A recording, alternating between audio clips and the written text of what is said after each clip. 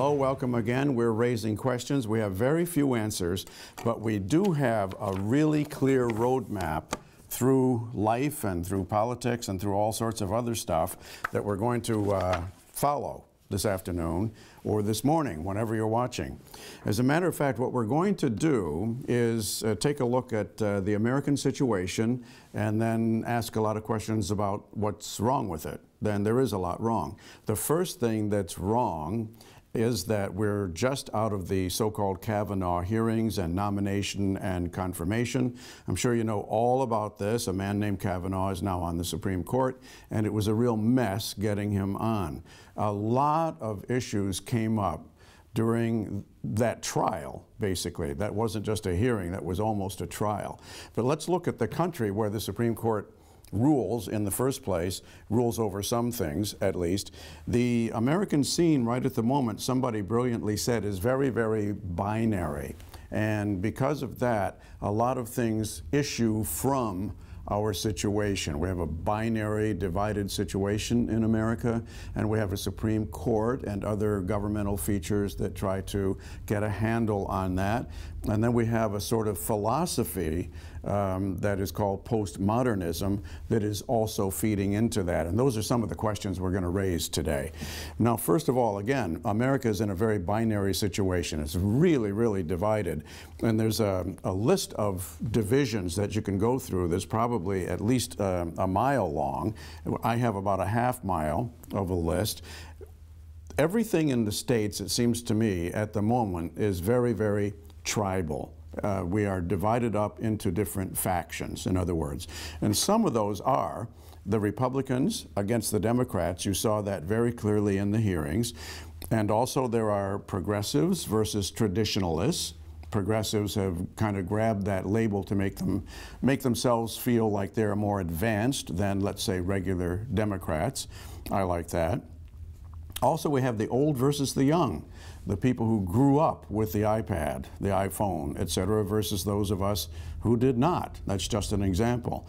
And we have urban versus rural people, and there's a lot going on there, especially with regard to things like tariffs. And we have people who were born here in America versus those born abroad, or who feel almost as if they were born abroad because their parents were born abroad, and they're not too old, the sons and daughters of those people, so they almost feel born abroad themselves. We also have a real split now, a binary situation between men and women. That needs no further discussion. We have another developing chasm between people who are religious and those who are not.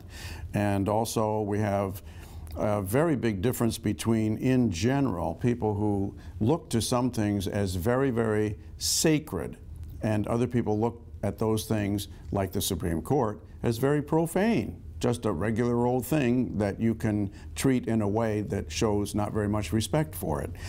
We also have people who say it's America first and that's the way it ought to be, make America great again, that kind of thing, versus the globalists. And on top of that, we have rich against poor, and we have all sorts of moderates against extremists. Now, that's just my list, and that's not even half a mile long. There is a much longer list. Why go through that? It just shows that this is a really divided country with a lot of factions. And that brings up one thing, The Federalist, which was a series of newspaper articles written a couple of hundred years ago to get the Constitution approved. And that was written by Hamilton and Madison. You know them, of course. Hamilton, big star on Broadway. Madison, an advertising executive with a street named after him in New York. So these guys, they're really old. A couple of hundred years ago wrote The Federalist, which again was a series of newspaper articles about how to set up a federal government. And they said that it's a great thing that we live in a rather large country. Our country back then was already rather large. At least it was long, if narrow, and it had 13 different sections. It had all sorts of immigrant groups in it, and Hamilton and Madison thought this is a good thing because it will make sure that no one single group is able to take over the country, take over the government, take over the culture. You'll always have a lot of really cool competition going on. Well, now we're not so sure. At least that's a big question. Is that advantage really so wonderful? I just went through a long list of factions in America. And this is not the way it was 200 years ago. Maybe back then it was rather cool, who knows, and very helpful for a government. But right now the question is that actually going to work? Let's keep going through the roadmap here. How does this relate to rather philosophical issues? That's an interesting thing, and it can also help solve the problems that we have. One of the great ways to look at a society is through the lens of a guy named Max Weber. Max Weber actually pronounced his name Max Weber because he was German. Well, Max Weber, or Max Weber, came up with these two terms, Gesellschaft and Gemeinschaft. Those are two German words, obviously. One of them means society, and one of them means your more intimate surroundings, like your neighborhood or your family. Some people are related to one, some people are related very strongly to the other.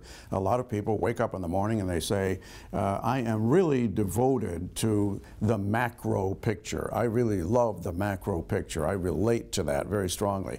A lot of other people say, I could care less. What I care about is my neighborhood, my family, my job. That's it. I don't want to be involved in the other thing. So you have this division between two kinds of people, and that relates also, now we know through psychology, that relates to the brain. People who relate to the big picture are often, as far as I understand it, more right-brained, and the left-brained people are organized and devoted more towards smaller, more particular things. That's not a real clear division, but the point is that the people who say, boy, I'm into the whole social picture, the big macro picture, the national picture, the world picture, may have different brains than the people who are not like that. And that could possibly relate to that long list of divisions that I was talking about. Some people look at that bunch of divisions, in other words, they're related to the whole country, and they say, boy, I really relate to the whole country. It's a tragedy that we have these divisions. Other people would say, terrific, I love my division. I love my half of one of these divisions.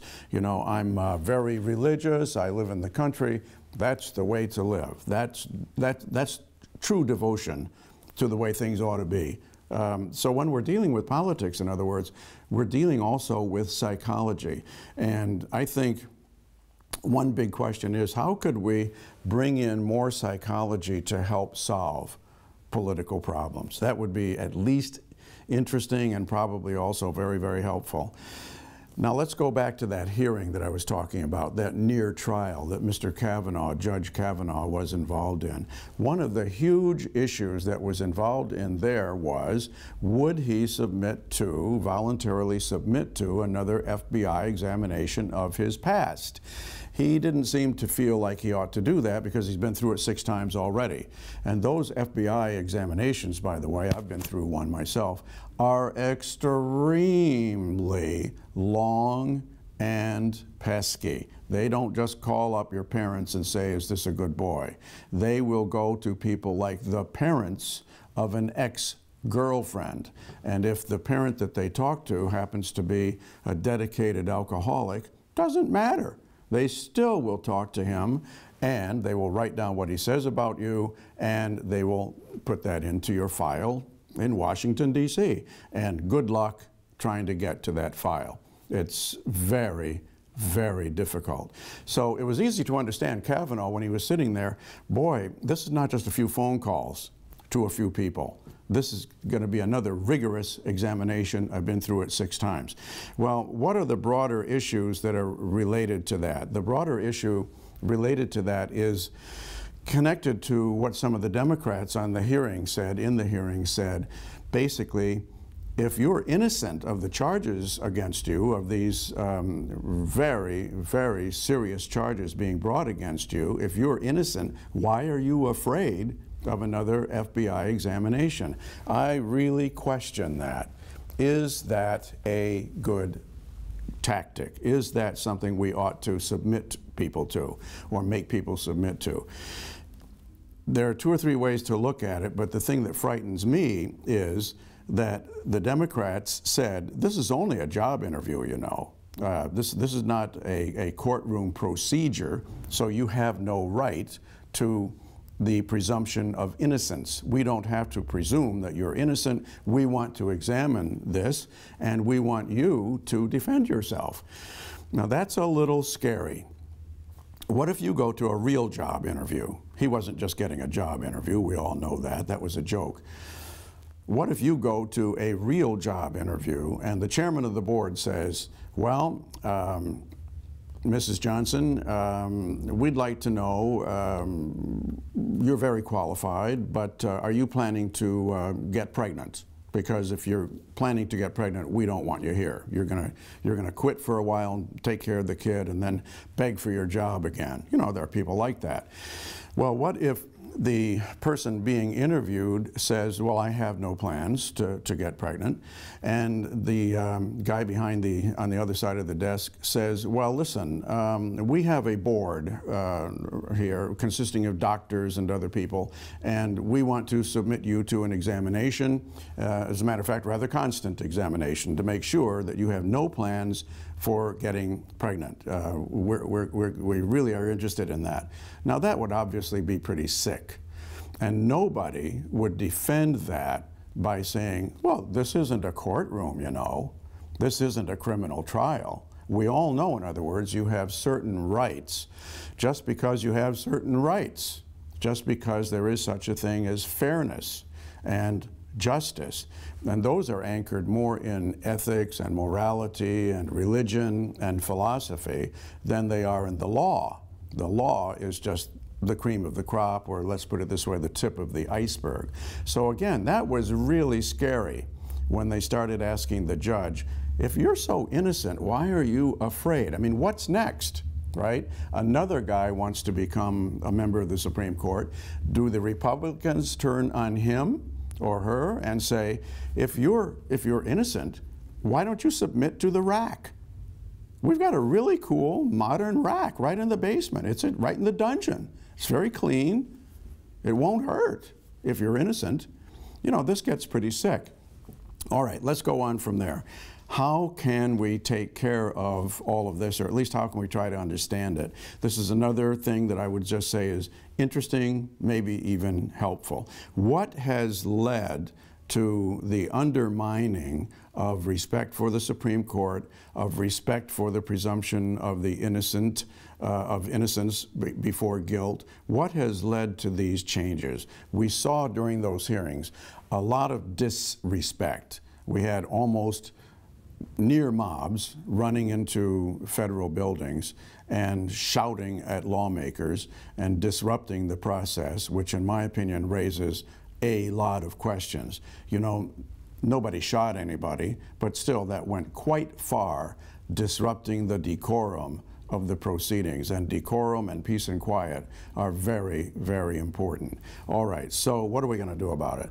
Well, I don't know. But what led to all of this, again, interesting and maybe even helpful, postmodernism. Let's drag that in. That's the last thing to talk about or to ask questions about.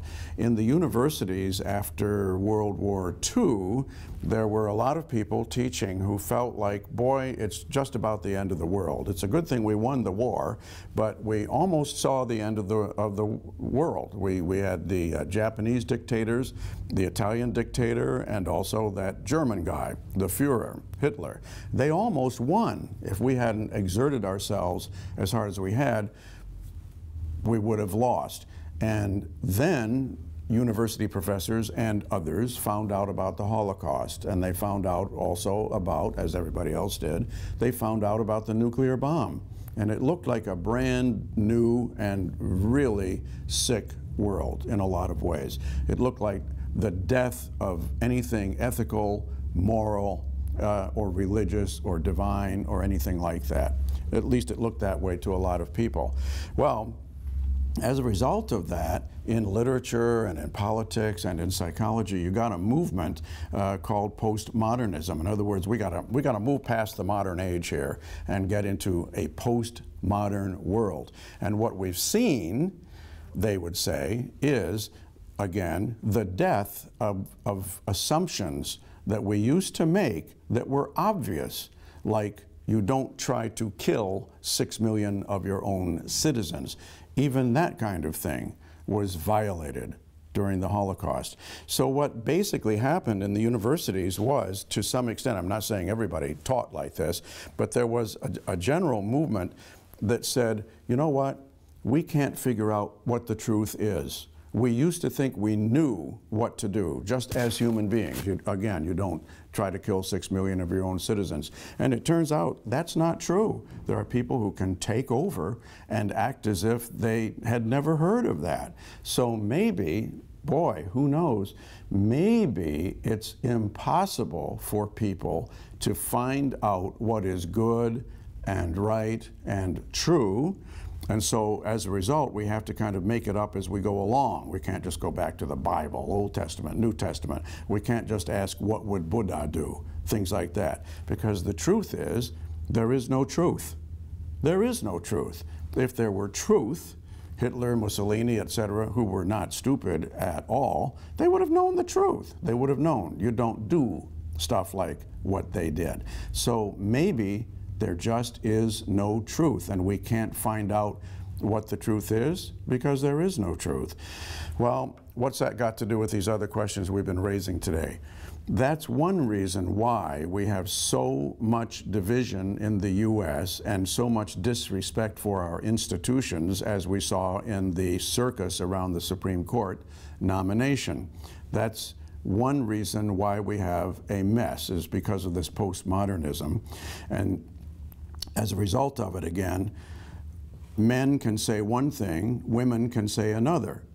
The really active men and women who take sides against each other. And each side can say, we have our truth. We have our truth. There is no one truth that covers everybody. Boy, are we in for a rough time if that continues. And what about the people who are, let's say, urbanites and other people who are rural people? The rural people might think, boy, all those people in the big cities who vote Democratic, they're basically criminals. They're chaotic. I mean, just look at their lives. It's terrible, all that crime. The people in the cities say, we don't want to be hayseeds. We don't want to live out there in the country. Forget it. And the people who do, they're ignorant. They're clods. Well, again, that could go back to the modern way of thinking, which is called, again, the postmodern way of thinking, where there is no recognized general truth. Well, we went through about half of the map, and that's enough to digest in one sitting. So thanks for watching, and we hope to see you again.